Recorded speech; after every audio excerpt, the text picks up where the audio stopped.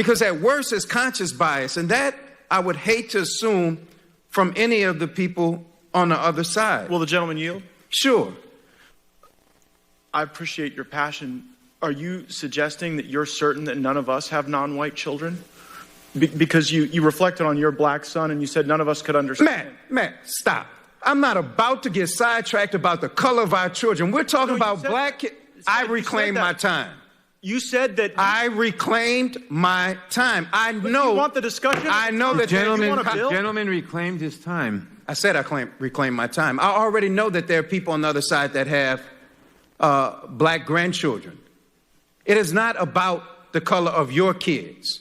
It is about black males, black people in the streets that are getting killed. And if one of them happens to be your kid, I'm concerned about him too.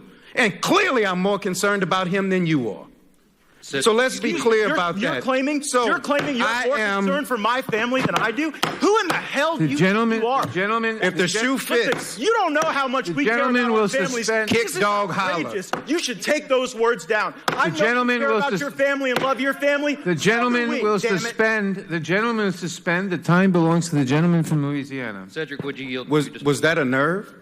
Yeah, you damn I yield right to the gentleman from Louisiana. So as we'll see here when we look at the whole video, this tiny clip and the clip as a whole really kind of sums up part of the difficulty of trying to deal with this whole situation and trying to turn things around. So part of the point he makes, we'll see here in a minute, is that they're trying to pass a meaningful bill which is going to help people, and the other side of the aisle keeps bringing up amendments and details that really just cloud the issue. They don't get at anything. And then what does Matt Gaetz do? Matt Gaetz interrupts to talk about some meaningless detail that his feelings have been hurt because maybe someone suggested that his side of the aisle don't have any black children or grandchildren. I mean, is this that far of an argument from the old, well, I have a black friend, so I'm not racist? I mean, it's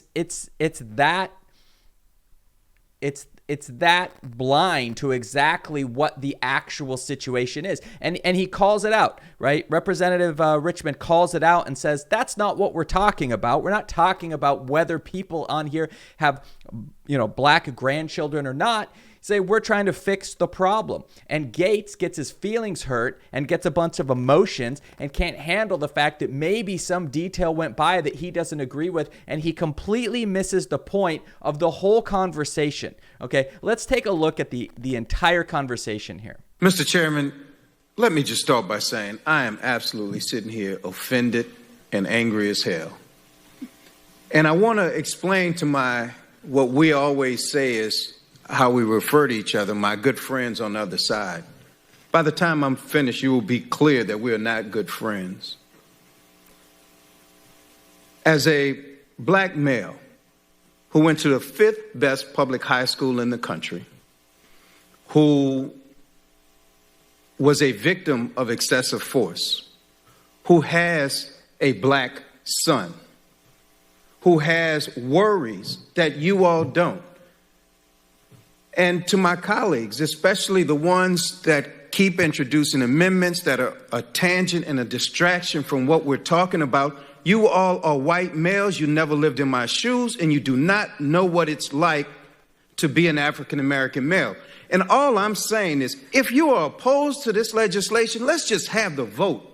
But please do not come in this committee room and make a mockery of the pain that exists in my community. And it reminds me of the argument about the 1964 Civil Rights Act, or the 65 Voting Rights Act, where 126 people voted against a Civil Rights Act, 85 people against a Voting Rights Act, because they had all these side issues. Either man up and say you don't believe in it, or let's talk about the real issue. And yes, we're not interested in watered down version of this bill. I'm not interested in equality with all deliberate speed. This is a crisis. People are losing their lives. So if we have other things that we want to fix, then fix them in another bill, fix them at another time. But people are dying as we talk.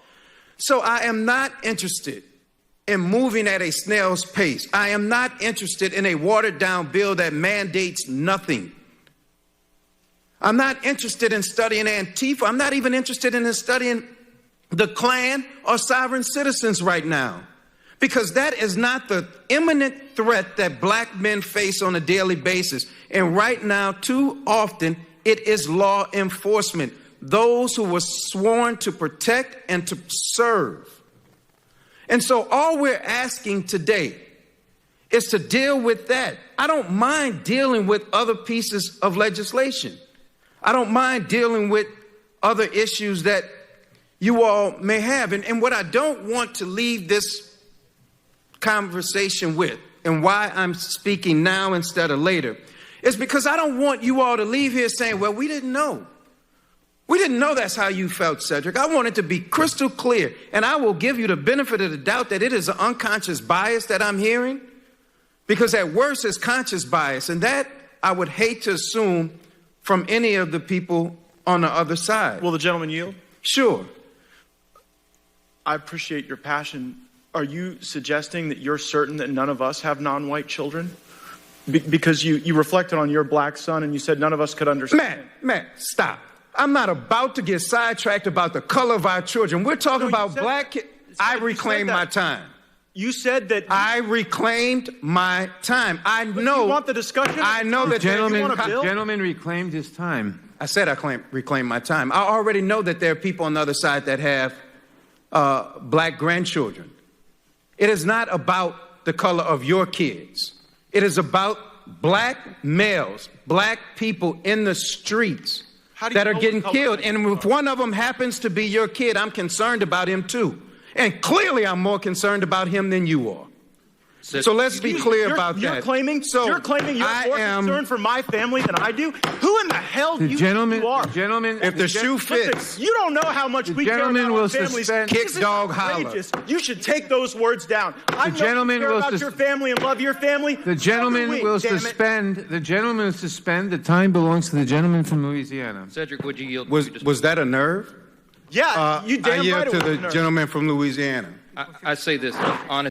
So there we see it, right? We have, Representative Cedric Richmond giving a lot of meaningful, heartfelt, genuine description of what's going on and the reason why he wants to go after this bill and make this bill meaningful and stand for something. And he's saying, hey, look, let's leave the nonsense details out of it. If you're just trying to sabotage this bill because you really don't want it to pass, then be honest and call it out for what it is and say you don't want this to happen. And he talks about in the 60s, right? Really important civil rights bill, voting rights bill, and people didn't want that to pass, so they came up with nonsense details for it not to pass. And what we've seen, he calls out what we've seen from the watered down Senate bill that's not going to change anything, right? Trump's working on some stuff that's not going to change anything. The House is the one place where we have a chance of something actually happening, and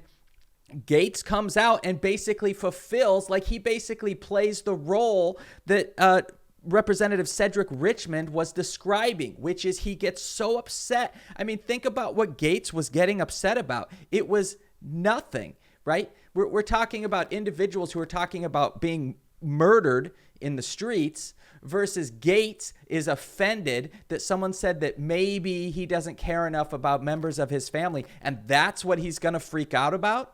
It's ridiculous. He basically became what Cedric Richmond was calling out by saying you're getting caught up in these details. I mean, he's literally talking about the color of his grandkids. That's not the point. That's not what they're trying to do in Congress here. And this is the little microcosm of the whole big problem. This is exactly why it's so hard to move this forward. And it's exactly why so many people are concerned that real change might not take place. You'll get a watered down bill that changes a few things, makes a tiny incremental sliver of a difference, but doesn't change things fundamentally. And that's what we just saw. That's what we just watched. Someone trying to fundamentally change the system to protect the people that he is serving, versus basically a spoiled brat who never had to grow up, right? We all knew people like this in high school, like Gaetz, except, a lot of those people grew up. But when you're raised in a situation where your father is a state legislator and they're able to get you out of DUI, you don't have to grow up. You get to sit around and have this, you get to get rage and upset over tiny little issues like this. And he's exactly right. He played right into what Representative Cedric Richmond was describing. This is exactly the problem. Good on you, Representative Richmond. Keep doing it. Keep pushing, keep trying to make meaningful legislation, and hopefully we can get something out of the House that's going to actually mean something. We can get something that's going to make actual change and not just be a bunch of fluff, right? So keep at it. Good work. Bravo. Thanks for checking out the video. Make sure to hit that subscribe button so you can see all the new material as it becomes available, and we'll see you in the future.